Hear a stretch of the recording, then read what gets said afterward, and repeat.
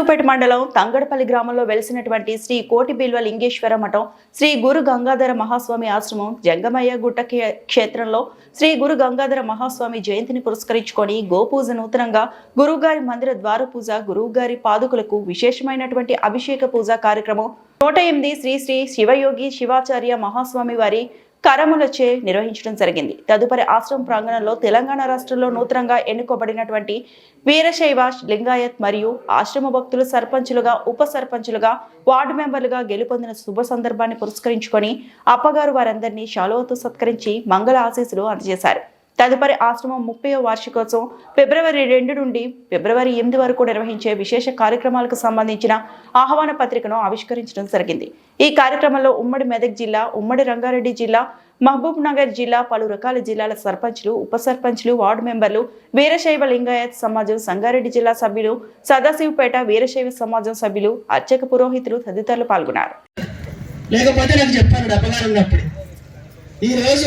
ఈ కార్యక్రమం చేయలేదు, కొత్త కార్యక్రమం కదా అని మేము అనుకున్నాం. ఈ కార్యక్రమము ఎందుకంటే తెలియదు, సామాజికంగా ఆశ్రమాల కార్యక్రమాలు చేయడం వేరే, ఈ రాజకీయపరమైన సన్మానం సంబంధించింది చాలా మంది కొందరు కొత్త వాళ్ళని కూడా పిలిచినాం ఈ కార్యక్రమాన్ని సన్మానానికి.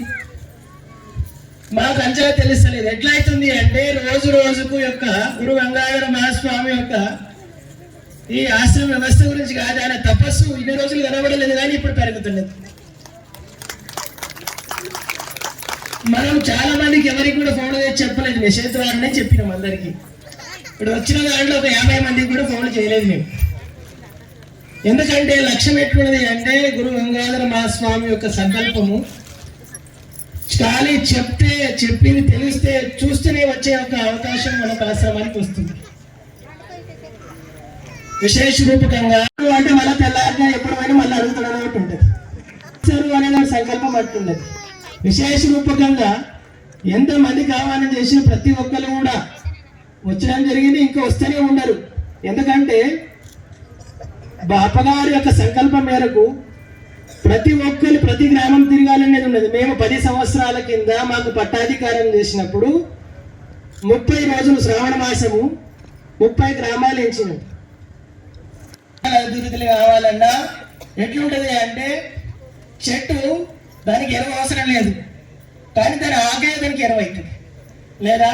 ఇప్పుడు భక్తులకు ఆశ్రయం ఎట్లున్నది అంటే గురువే ఉన్నాడు, గురువుకు ఎవరు అంటే భక్తులే, అంతే కదా. ఒకదానికి ఒకటి సంబంధం ఎట్లున్నది చూడండి. దానికి ప్రత్యేకంగా ఎవరు ఎట్లున్నది అంటే చెట్టుకు ఆకుకున్నంతనే భూమికి పట్టితే మళ్ళీ ఎరువు అవుతుంది, మళ్ళీ చెట్టు అవుతుంది. అట్లా అవినాభావ సంబంధం ఉన్నది కాబట్టి విశేష రూపకంగా విచేసినటువంటి సమస్య భక్తులందరికీ కూడా సమయం అవుతుంది. ఎందుకంటే చాలా మందికి సన్మానం చేయడం ఉన్నది కాబట్టి అనితా భావించకుండా పేరు పేరున వీరశైవ సమాజం సందర్భించిన కానీ రాజకీయ నాయకులు కానీ భక్తులకు కానీ మరిన్ని అప్డేట్స్ కోసం మా ఛానల్ ని సబ్స్క్రైబ్ చేయండి.